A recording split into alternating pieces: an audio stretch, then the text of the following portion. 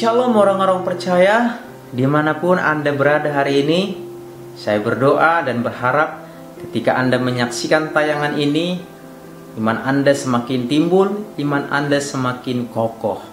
Dan dalam kesempatan ini, saya juga ingin menyampaikan Dirgahayu Republik Indonesia buat kita semua masyarakat Indonesia. Dan kita patut bersyukur bahwa hari jadi atau hari kemerdekaan Republik Indonesia yang kita rayakan hari ini tanggal 17, kita harus semakin doa dan kita harus semakin berharap kepada Tuhan.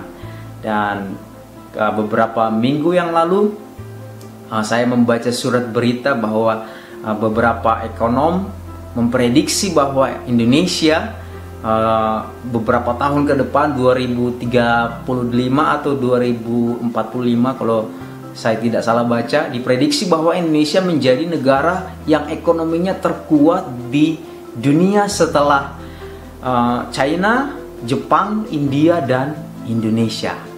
Kita berharap itu akan segera terjadi dan kita tetap berdoa untuk Indonesia. Dan hari ini, jika Anda senang dengan judul renungan, maka saya akan beri judul Keluar dari Persembunyian. Saya akan membacakan buat Anda di Matius 8 ayat yang pertama dan ayat yang kedua.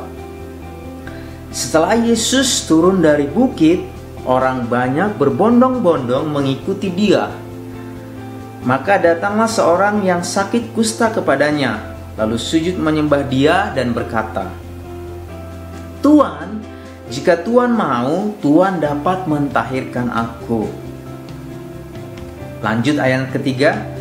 Lalu Yesus mengulurkan tangannya dan menjamah orang itu dan berkata, "Aku mau, jadilah engkau tahir." Seketika itu juga tahirlah orang itu daripada kustanya. Wow, luar biasa. Biasanya pada saat seseorang mengalami sakit, maka jika tidak ada orang yang di sampingnya yang menguatkan dia, maka lama-lama orang itu akan semakin drop dan semakin drop dan semakin drop. Maka ada di ujung nyawanya. Di perjanjian lama dan perjanjian baru, setidaknya ada dua penyakit.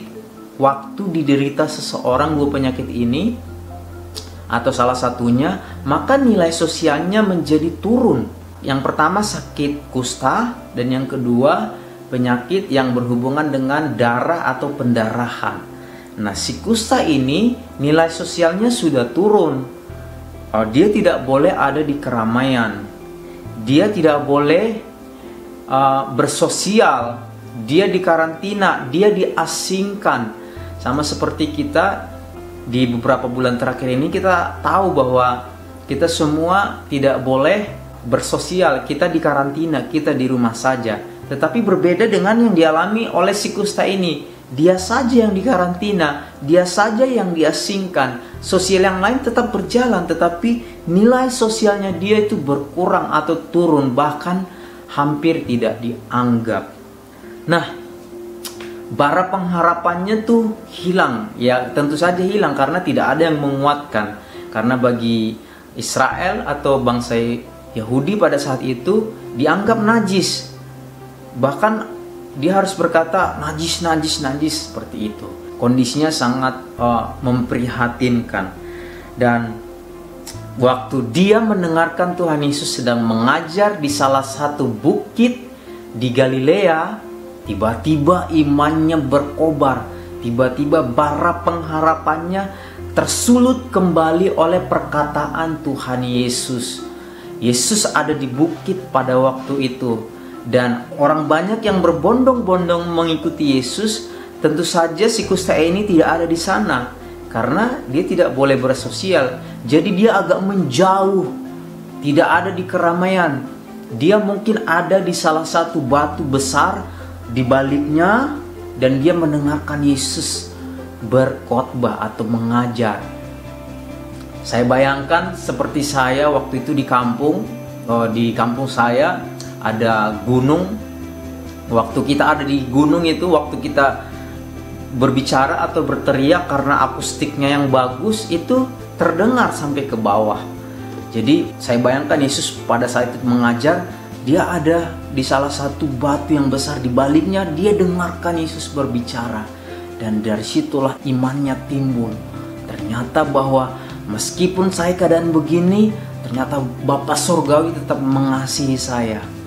Dan karena bara pengharapannya semakin kuat menyala di dalam dirinya, alih-alih ingin menghampiri Yesus, kebalikannya justru dikatakan setelah Yesus turun dari bukit, jadi Yesus malah yang kebalikannya turun menghampiri dia. Saya percaya bahwa ketika Yesus sedang mengajar, dia tahu bahwa si kusta ini ada di salah satu bukit dalam persembunyiannya. Nah, sebetulnya semua permasalahan yang kita alami di dunia ini, jawabannya semuanya ada di dalam Yesus Kristus. Yesus tidak menghilangkan pengharapan.